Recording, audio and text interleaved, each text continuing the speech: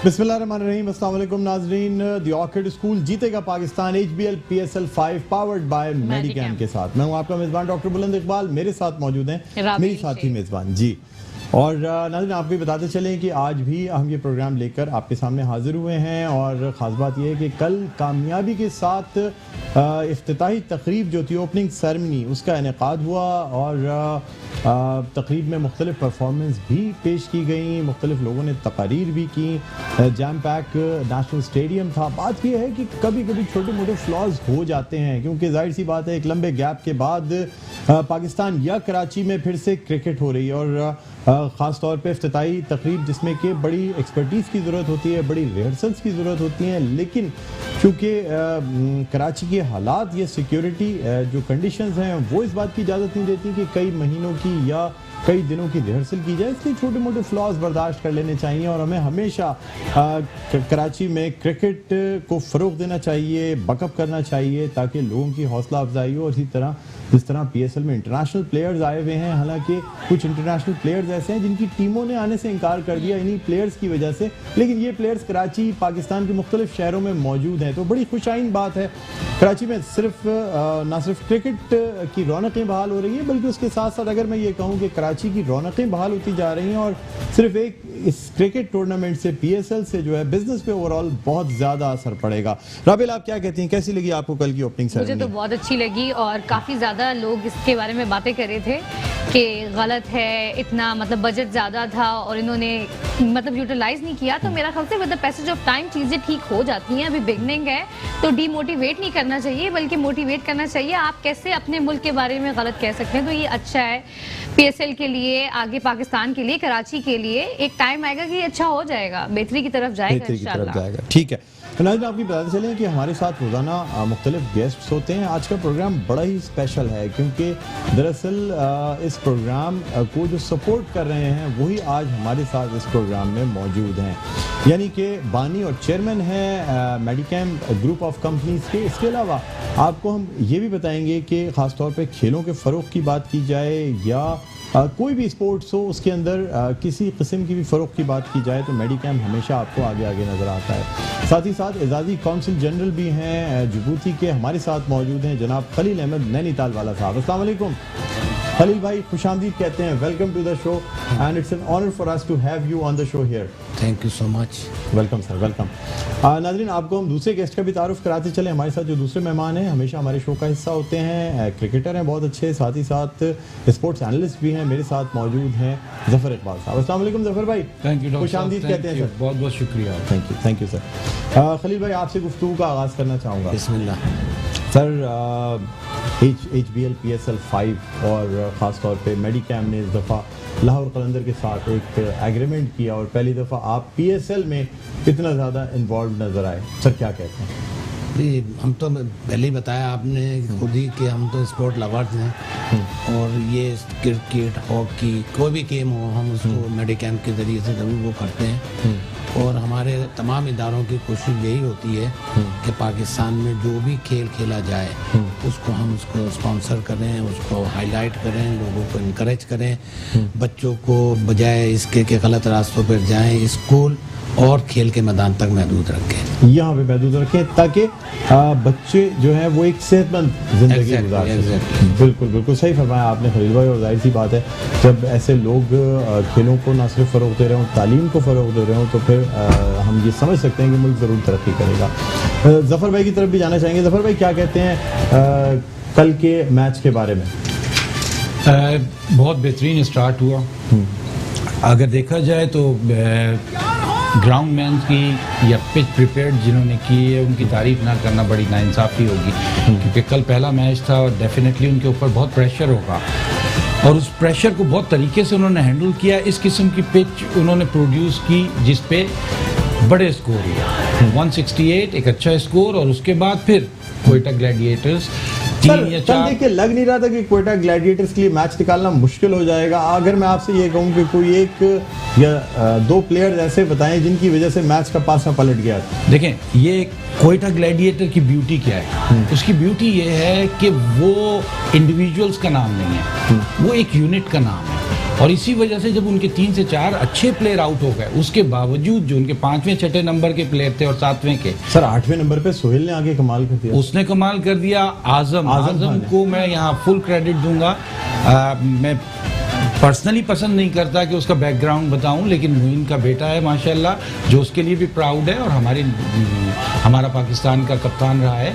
लेकिन अब अपनी इंडिविजुअल जो आइडेंटिटी है वो बना रहा है वो। और मैच टर्नर कल के, अगर मैं ये कहूँ कि जो प्रेशर को दूसरी तरफ फेंकने वाला था वो आजम था। बिल्कुल, और यही PSL आपके जो नौजवान आ रहे हैं उनको जो एंजाइटी फैक्टर हो सकता है जब वो पहली दफ़ा इंटरनेशनल क्रिकेट में जाते हैं, वो मिनिमाइज कर रहा है। और आप देखिएगा कि ये प्रोडक्ट जैसे जैसे और स्ट्रांग होगा, आपके प्लेयर्स के खेल में बहुत निखार आएगा। अच्छा, और आज के मैच के बारे में क्या कहते हैं, खास तौर पे आज देखिए, आज बल्कि नाज़रीन को पहले तो ये बताना चाहेंगे कि आज बड़ा ज़बरदस्त मैच कराची के नेशनल स्टेडियम में इस वक्त भी जारी है। आज मैच का आगाज़ 2:40 पे हुआ, टॉस हुआ, और टॉस के बाद ये फैसला किया गया कि जो कराची किंग्स है उनको पहले बैटिंग करने की दावत दी गई। साथ में आपको ये भी बताते चलें कि कराची किंग्स ने बहुत अच्छी बैटिंग करते हुए 201 रन का जो है ना, यानी 202 रन का हदफ दिया है। 201 रन 4 खिलाड़ी के नुकसान पर उन्होंने बनाए। और अब दूसरी इनिंग जो है वो भी शुरू हो चुकी है। पेशावर ज़ल्मी के 2 खिलाड़ी इस वक्त आउट हो चुके हैं। आपको गाए बगाए हम स्कोर भी बताते रहेंगे, और साथ ही साथ आपको जो है ना, मैच में कोई भी अगर कोई आउट होगा खिलाड़ी या कोई शॉट लगेगा, और ख़ास तौर पे आखिरी लम्हात में जिस तरह मैच मज़ीद सनसनीखेज़ हो जाता है, तो उसके हवाले से आपको लम्हा इस प्रोग्राम में भी बताते रहेंगे।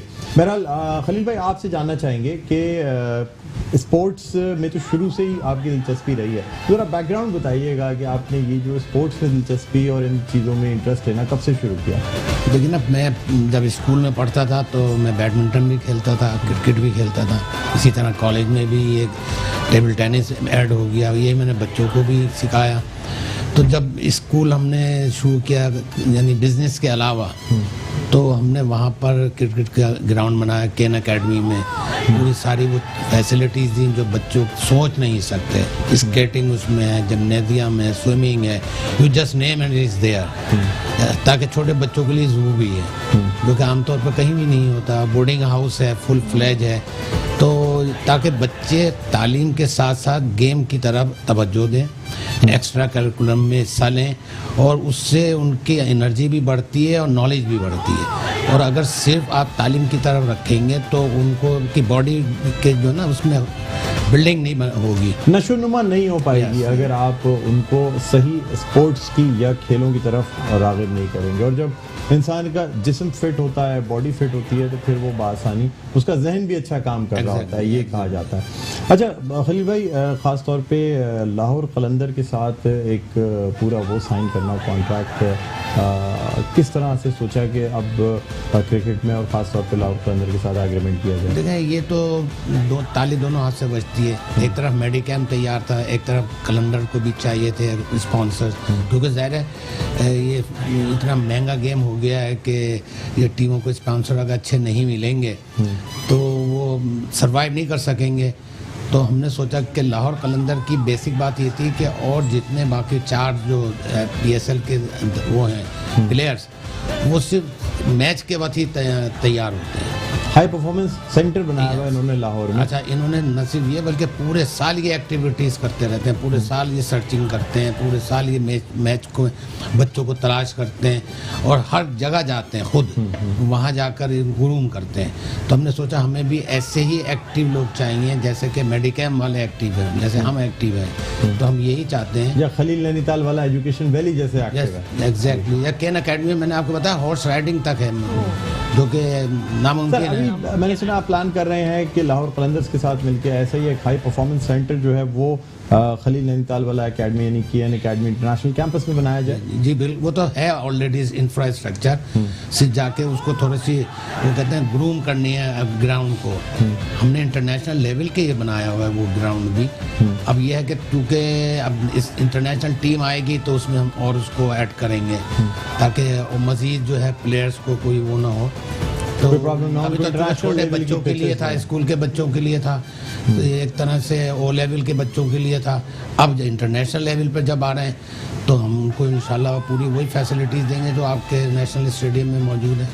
अच्छा सर, तमाम वो फैसिलिटीज दी जाएंगी। एग्जैक्टली, बिल्कुल। उसमें ऑडिटोरियम है, उसके अंदर स्विमिंग पूल है, उसके अंदर और यदि जो चीज़ वहाँ पर बच्चों को चाहिए सेहतमंद रहने के लिए, ग्राउंड का वो बनाया हुआ है, रनअप है, तो सारी चीजें, सारी चीज़ें कंप्लीट ग्राउंड्स हैं, जिम्नेजियम है, वॉलीबॉल है, क्योंकि मैं खुद भी विटनेस कर चुका हूँ, जाता रहा हूँ आपके स्कूल में। और 25 एकड़ के ऊपर आप समझ सकते हैं कि दुनिया किस की कदर सारी बड़ा। चीज़ें।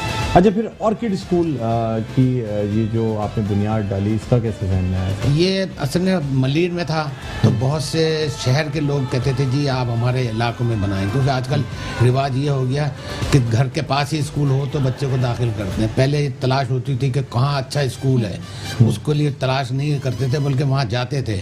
अब वो कहते नहीं जी आप हमारे इलाके में आएँ तब हम अपने बच्चों को दाखिल करेंगे। तो इसलिए हमने फौरी तौर पर 4 ब्रांचें यानी PCHS में, गुलशन में, नॉर्थ नाज़ाबाद में, क्लिफ्टन में तो खोली थी 1-1.5 साल के अंदर। जुनैद ने सारे और हमारी जो डायरेक्टर हैं मुनीज़ा साहिबा, इन लोगों ने मिलकर बहुत ही कम अरसे में इतने जल्दी ये 4 चेन ऑफ ब्रांचें खोल स्कूल्स दी। हो गया, और बड़ी जिसमें कहना ये चाहिए कि एजुकेशन का मेयार बहुत अच्छा है, बच्चे इंग्लिश स्पीकिंग नज़र आते हैं बाकायदा। बिल्कुल, क्योंकि जो exactly, बच्चे कल हम भी तो- हमारे प्रोग्राम में आए हुए थे, वो उर्दू से ज़्यादा अंग्रेज़ी में जो है कंफर्टेबली बात कर रहे थे। नहीं, इसलिए कि उनको इनकरेज कराया जाता है, उनको ग्रूम किया जाता है कि ताकि उर्दू तो घर में बोलते ही हैं, लेकिन हम चाहते हैं कि उनका स्टैंडर्ड, चूँकि ओ लेवल की डिमांड है कि वहाँ इंग्लिश वो बोलें, तो इसलिए हमारी कोशिश ये होती है कि वो सब्जेक्ट ओ लेवल के जो जाएँ तो हमारा स्कूल किसी से पीछे नहीं रहे। बिल्कुल सही कहा आपने। राबेल, आप कोई सवाल करना चाहेंगी जफर जी, साहब आपको से? जो स्कूल है ओ लेवल्स जो है ये कौन से कैम्ब्रिज से है? जी, लेक्चर कैम्ब्रिज। से? अच्छा, कैम्ब्रिज से। माशाल्लाह माशाल्लाह, क्योंकि मैं खुद ओ लेवल्स और ए लेवल्स की स्टूडेंट हूँ और ये क्रिएटिव बहुत ज़रूरी है इनके लिए, मतलब मेंटल हेल्थ के साथ साथ फिजिकल हेल्थ होना भी बहुत ज़रूरी है। जी, हमने अपने इन स्कूलों में भी इंडोर गेम्स रखे इंडोर हुए हैं। गेम्स अगर रखे आप हैं। कभी ऑर्किड करें। स्कूल का मुआयना करें तो आप नहीं ऐसा महसूस करेंगे कि जैसे कि छोटे मोटे स्कूलों की जो आमतौर पे वो होती है। तब भी तो सर बच्चे बिल्कुल, भी आप जो ये देख हैं- सकते हैं ना मेरे बैक पे ये जो चीज़ें चल रही हैं, Exactly. ये द ऑर्किड स्कूल की इन्वायरमेंट और ये सारी चीज़ें, इसकी छोटा सा एक हम यहाँ पे भी दिखा रहे हैं नाज़रीन को, कि उनको Okay. आइडिया होगी किस तरीके से क्या क्या फैसिलिटीज़ जो है और फिर मैंने बताया ना कि provide 4 ब्रांचें हैं, तो आप किसी भी नज़दीक के ब्रांच में जा सकते हैं। इजीली पूरे कराची।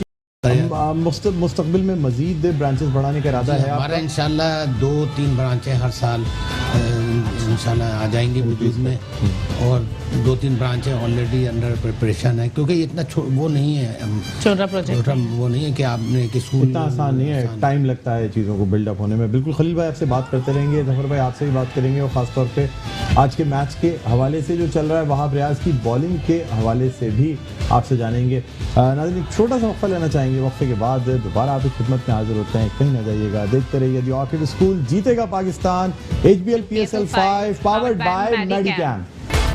जी नाज़रीन, वेलकम बैक। एक दफ़ा फिर आपको खुशामदीद कहते हैं। द ऑर्किड स्कूल जीतेगा Pakistan, HBL PSL 5 powered by Medicam. और आपको बताते चलें, हमारे साथ खलील अहमद नैनीताल वाला मौजूद हैं, जो बानी और चेयरमैन हैं मेडिकैम ग्रुप ऑफ कंपनीज के, और साथ ही साथ एजाजी कौंसल जनरल हैं जिबूती के। और हमारे साथ मौजूद हैं जफर इकबाल साहब, जो कि यानी साबिक क्रिकेटर हैं, साथ ही साथ बड़ी गहरी निगाह रखते हैं और बड़ी तनकीद जो है ना, पॉजिटिव जिसे हम कहते हैं क्रिटिसिज्म, वो करते हैं क्रिकेट के हवाले से, प्लेयर्स के हवाले से।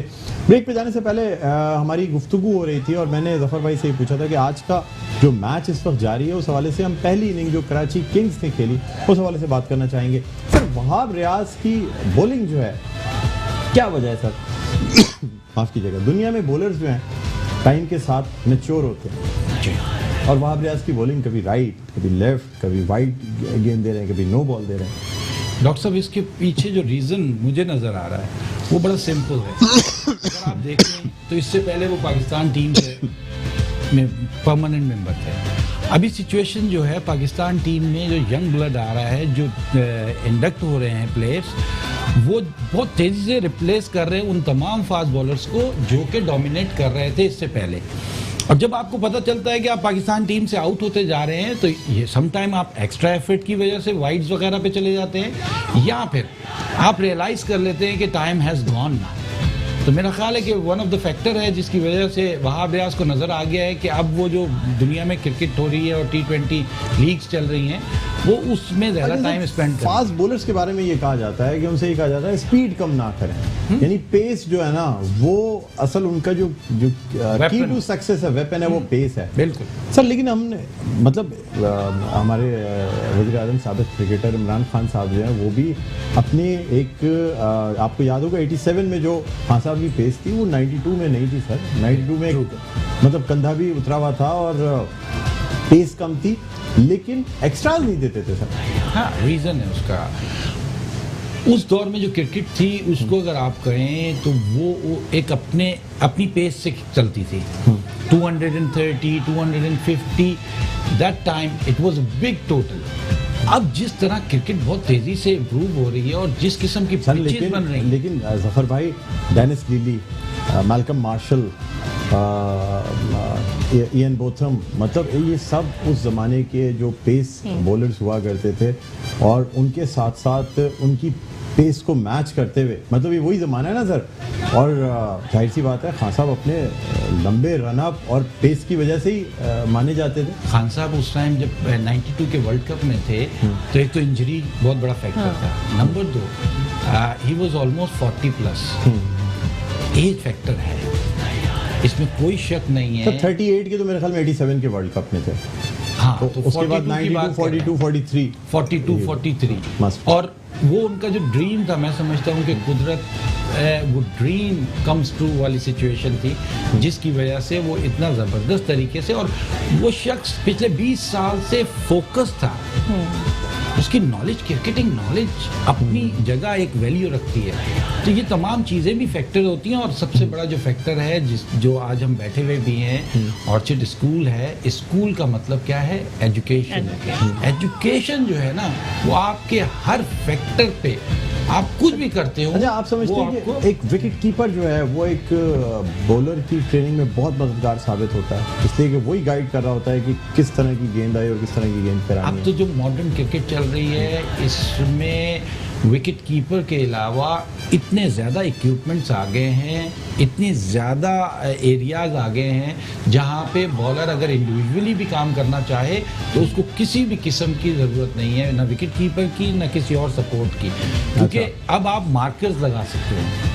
आपको पता है कि आपने अब अक्सर आपने देखा होगा कि अब हमने बॉलिंग मशीन तो देखी थी, लेकिन ये नहीं पता, बॉलिंग मशीन तो हमने देखी है कि बैट्समैन की प्रैक्टिस के लिए बहुत आसान तरीका है, जितनी पेस सेट करेंगे, जितना स्विंग सेट करेंगे, बॉलिंग मशीन उससे मतलब बॉल फेंक देगी। बिल्कुल ऐसे ही। तो अब लेकिन बॉलर्स के लिए को किस तरीके से सपोर्ट करती हैं? बॉलर्स को जब आप ट्रेन करते हैं तो बेसिकली आप सबसे पहले ट्रेनिंग देते हैं उनको उनके रन अप पे, क्योंकि आप जब मोमेंटम गेन करते हैं तो वो ही कन्वर्ट होता है एनर्जी में, और जो एनर्जी है बिहाइंड द बॉल जितनी होगी, जितना उनका एक्शन स्टेबल होगा, उतनी ही पेस और लाइन और लेंथ पे आपको कंट्रोल आएगा।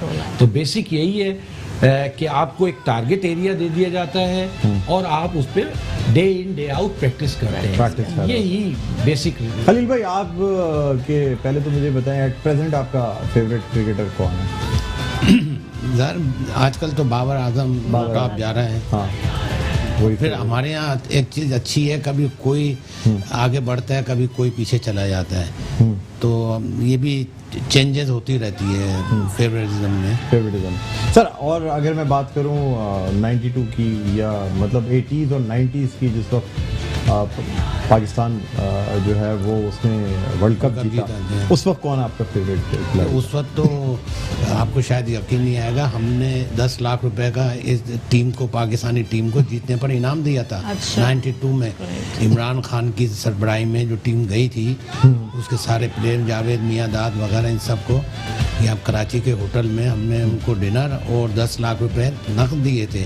फिर साथ साथ इनको 1 लाख रुपए हमने इनके शौकत खाना का जो हॉस्पिटल के था उसका पहला डोनेशन भी इत्तेफाक की बात है कि मेडिकैम ने दिया है। कि जावेद मियांदाद शायद ही कोई बिजनेसमैन ऐसा हो जिनका फेवरेट ना हो, ये बात सच है सर? हाँ, असल में वो ऑलराउंडर था। हाँ। हालांकि उसने बॉलिंग नहीं की इतनी, लेकिन उससे कराई नहीं गई। एक आध मैच में हमने देखा है सर उनको बोल करते हुए, बड़े मतलब एक थोड़ा कॉमेडी वो भी आ जाता था। बिल्कुल ही पाकिस्तान जीत रहा होता था ना, उसमें फिर उनको कहते थे कि चलो ठीक है, अब जो सबको सभी बॉल मतलब बॉलिंग करा रहे होते थे तो उनको भी देते थे, मुझे याद है। लेकिन बिल्कुल ऐसे मैच में जिसमें 100% पता होता था कि अब पाकिस्तान ने जीत ही जाना है। जी हाँ, मगर लेकिन उससे अच्छी जो विकेट कीपिंग मैं उससे समझता हूँ ज़्यादा अच्छी जो थी उसकी वो थी कैप्टनसी। बल्कि सर आपको याद होगा किरण मोरे जब विकेट कीपिंग कर रहा होता था और मियांदाद बैटिंग कर रहे होते थे, या किरण मोरे बैटिंग करने के लिए आता तो मियांदाद विकेट कीपिंग करने चले जाते थे, और वो उनका आपस का बड़ा नोक झोंक जो चलती थी, तो बड़ी वो मतलब पेट्रियाटिज्म जो है ना वो बाकायदा नजर आता था। खास तौर पे इंडिया पाकिस्तान तो वैसे ही आपको पता है, जैसे आमने सामने होंगे तो पहले यूं देखेंगे। जफर भाई, मियांदाद के बारे में कहा जाता है आज तक क्रीज से हार के वापस नहीं आया। जावेद भाई की क्लास क्या थी? जावेद भाई की क्लास ये थी कि not only in the field, of the field भी वो शख्स बहुत लाइक।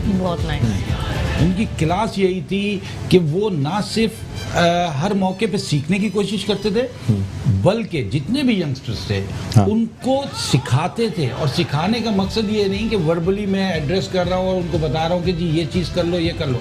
उनको बाकायदा फील्ड में ले जाते थे, उनको उस एरियाज में प्रैक्टिस कराते थे और फिर रिजल्ट उनसे प्रोड्यूस कराते थे। ये बासित अली बहुत बड़ी मिसाल थी।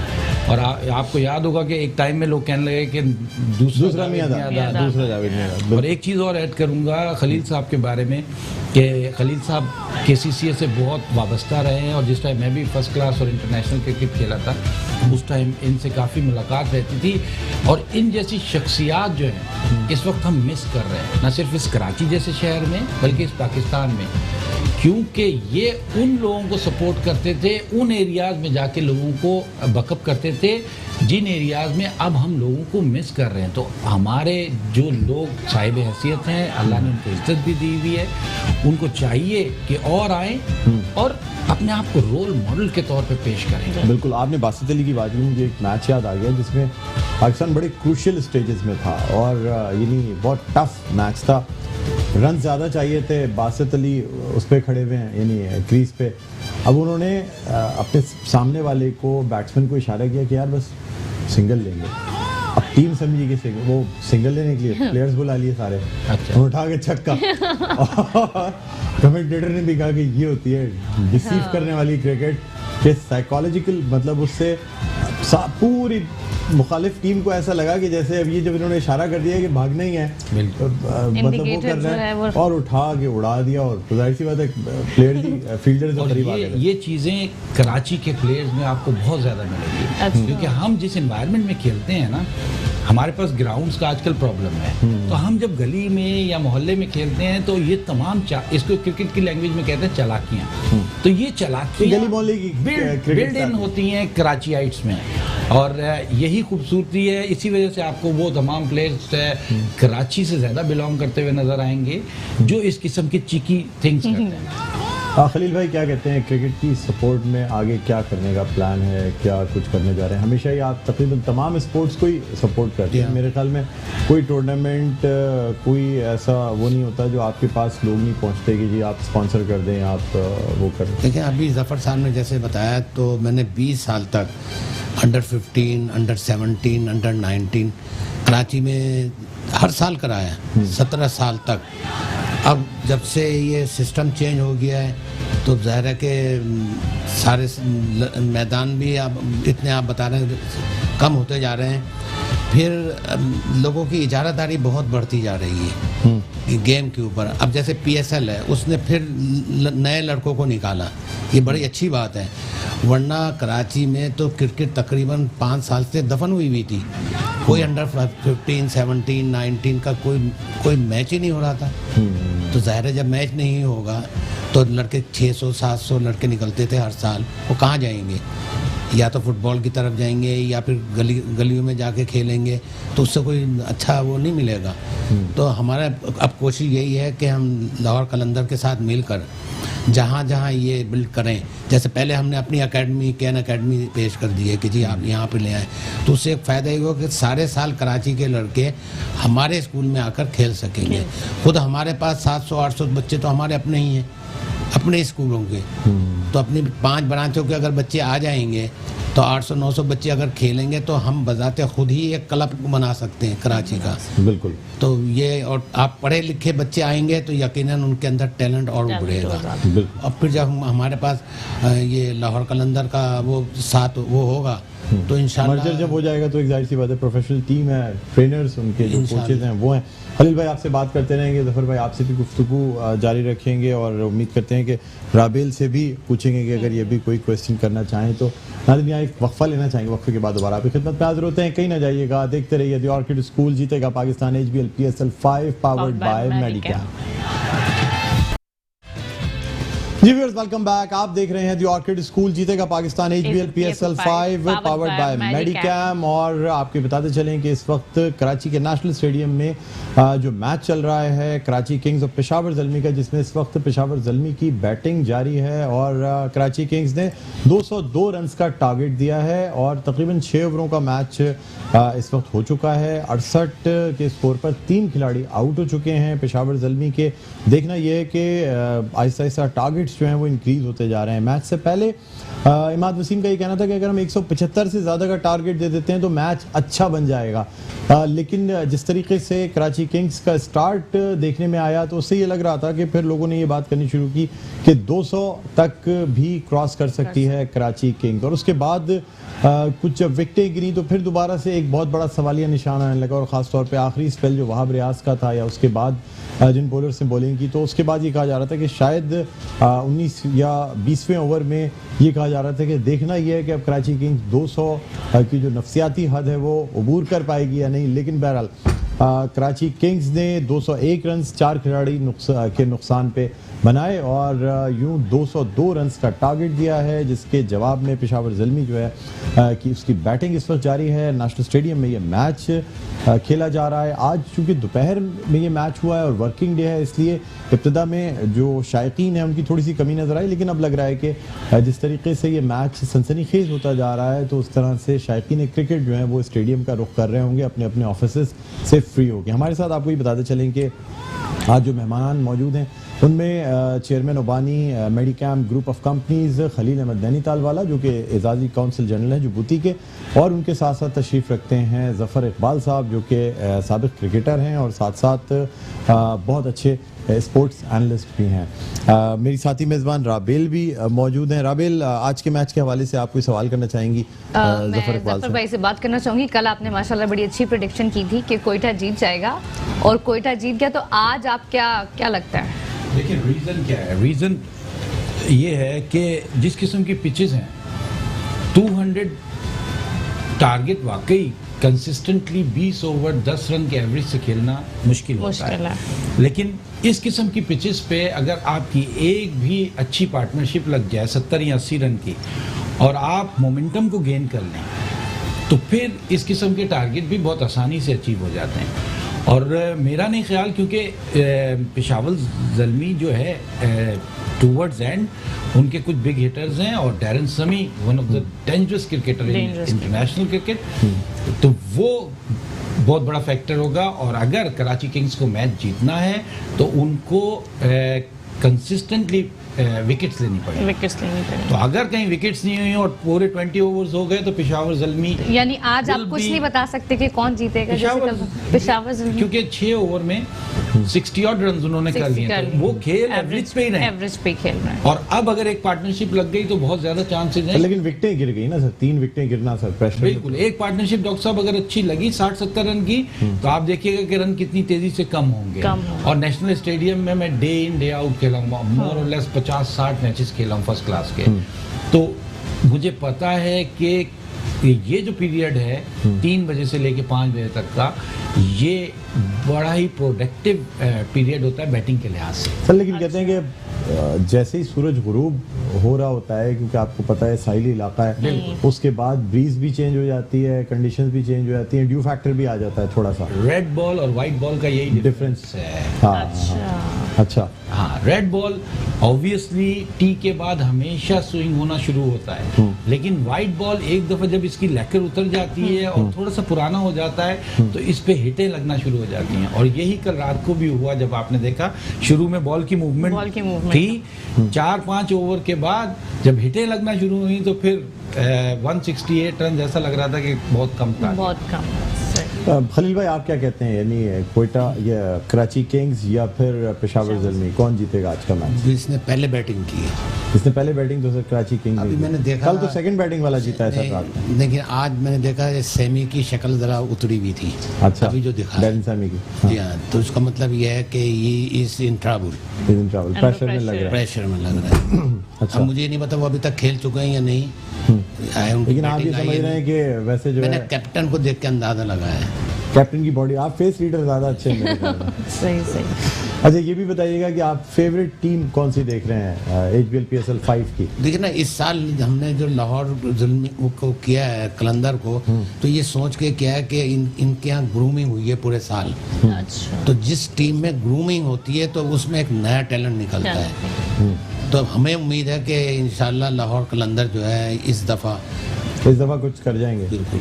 मतलब ये तो नहीं है जिस तरह पिछले PSLs में होता रहा है टूर्नामेंट्स में कि बहुत अच्छी टीम, बड़ी वेल मैनेज टीम होने के बावजूद भी टूर्नामेंट में ओवरऑल भी और अच्छे इंपॉर्टेंट मैचेस को बासानी लूज कर जाते हैं। वैसे क्रिकेट बाई चांस कहा जाता है, तो वो तो आप कुछ भी कह सकते हैं, हार जीत तो होगी, लेकिन ये देखा जाए कि आपने साल भर क्या किया, दैट्स काउंट्स। सर, लाहौर कलंदर की टीम को लोग लाहौर कलंदर से कम और राना साहब के हवाले से ज़्यादा जानते हैं, खास तौर पे जो पहली इनिंग में उनके जोशो खरोश और दूसरी इनिंग में उनके आंसू लोग जो हैं वो देख रहे होते हैं, उनकी शक्ल से लाहौर कलंदर जो है पहचानी जाती है।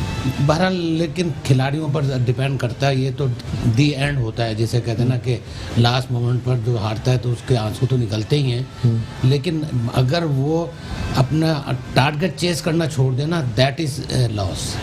वो उन्होंने नहीं। तो आप इमोशनली भी बहुत ज्यादा अटैच हैं लाहौर कलंदर के साथ, या बीइंग कराची आइट आप कोयटा ग्लैडिएटर या कराची किंग्स को ज्यादा सपोर्ट करते हैं? बिजनेस के तौर पे तो ठीक है, आपने पार्टनरशिप की है और आप पार्टनर्स हैं लाहौर कलंदर के साथ। ये सरफराज जो है ये हमारे अंडर 15, अंडर 17, अंडर 19 खेलते रहे, तो इन्होंने बेसिकली हमारे मैचेस से इन्होंने ग्रूमिंग ली है, और ये हमेशा मैन ऑफ द मैच हुआ करते थे, हमेशा से।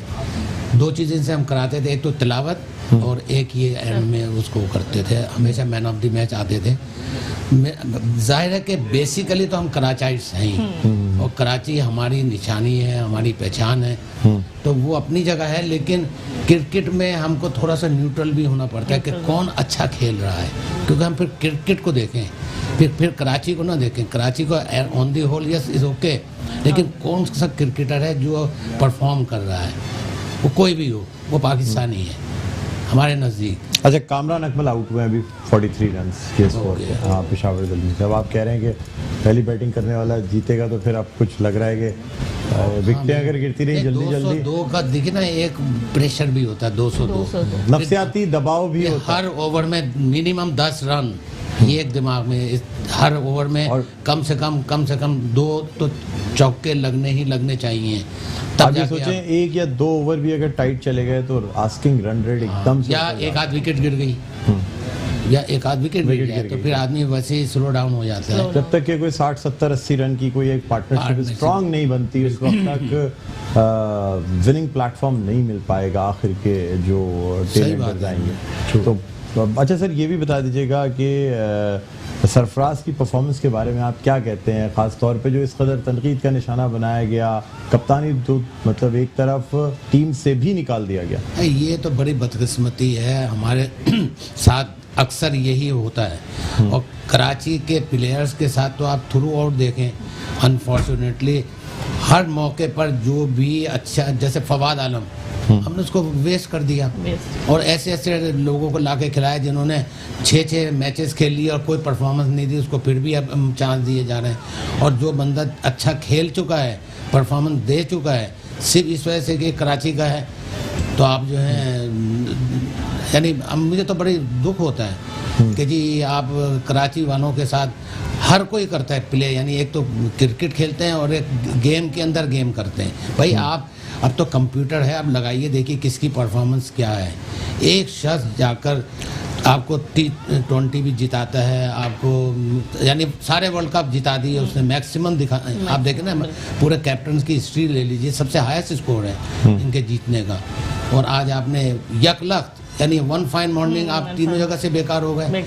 चले एक जगह से अगर आप नाकाम हुए, लेकिन 2 जगह के तो आप बादशाह अभी तक हैं। 2 जगह तक के उसी में खिला देते हैं। लेकिन बस सर अब 10 ओवर्स के अख्ताम पे इस वक्त पेशावर ज़ल्मी का जो स्कोर है 83 रन 4 खिलाड़ियों के नुकसान। तो देखें ना, वो 12 पे देखिए ये 8.3 की जो है औसत, वो उससे रन किए जा रहे हैं। तो अब ये औसत 12 पे पहुंच गई होगी, 12 पे पहुंच गई होगी। जो रिक्वायर्ड रन रेट है मेरी पेशिंग गोई जो है आहिस्ता आहिस्ता। सर मैं बात करूं पेशावर ज़ल्मी से, अगर कुछ नेगोशिएट करें तो फिर आप उनकी तरफ ही पेशिंग गोई करेंगे? नहीं, फिर वो कहेंगे कि जी कुछ इन्होंने बैटिंग लगा दी है इसमें। अच्छा सर, ये आजकल क्रिकेट जो है ये इस कदर इन चीज़ों का शिकार क्यों हो रही है? पहले ये बैटिंग या सट्टे पहले भी लगा करते थे, लेकिन इस तरीके से ये नहीं कहा जाता था कि पाकिस्तान इनकी वजह से हार किया या कोई ऐसी चीज़ें हुई या इन वक्त के छक्के लग गए तो ये कहा जाए कि जी कोई बहुत बड़ा सट्टा था। आजकल ये आप देखें, कल जो है वो यानी बाकायदा पाबंदी लगी उमर अकमल पे, और पीसीबी ने कहा कि नहीं जी हमारे पास करोड़ों रुपए की तफसीलात ऐसी मौजूद हैं जो ये इन्वॉल्व हैं इन चीज़ों में। क्या कहते हैं? देखिए बात यह है कि पहले जो सट्टे लगते थे वो हार जीत पे होते थे, अब वो नहीं है। Sir ball by ball fancy पहले भी लगा करता था सर, वो ऐसी शौकिया जिसे कहते हैं ना। असल यही होता था कि मेन कौन जीतेगा कौन हारेगा। सर अब मैं वैसे एक बात कर रहा हूँ विदाउट प्रेजुडिस के, पहले ये कहा जाता था कि पाकिस्तानी प्लेयर्स जीतने के लिए वो एक मैच ऐसा हुआ था। हाँ, एक मैच ऐसा मुश्किल मैचेस में कहते थे कि आप लगाएं हम इसको जीत के दिखाएंगे, और फिर सर धड़ की बाजी लगा के जीत के दिखाते थे। अब ये होता है कि चूंकि जाहिर सी बात है कोई भी चीज़ हो उसमें हारना तो बहुत ही आसान काम है, जीतना मुश्किल है। तो हम तो हार के भी लगाते हैं ना, हार पे लगाते थे। आप ये तो सोचें, यानी हम खुद हारने के लिए तैयार बैठे हैं, तो उसका क्या तो सर क्या समझते हैं? क्रिकेट में कहते हैं पैसा भी बहुत है, ग्लैमर भी बहुत है, और देखिए एक तो मीडिया भी तो है ना।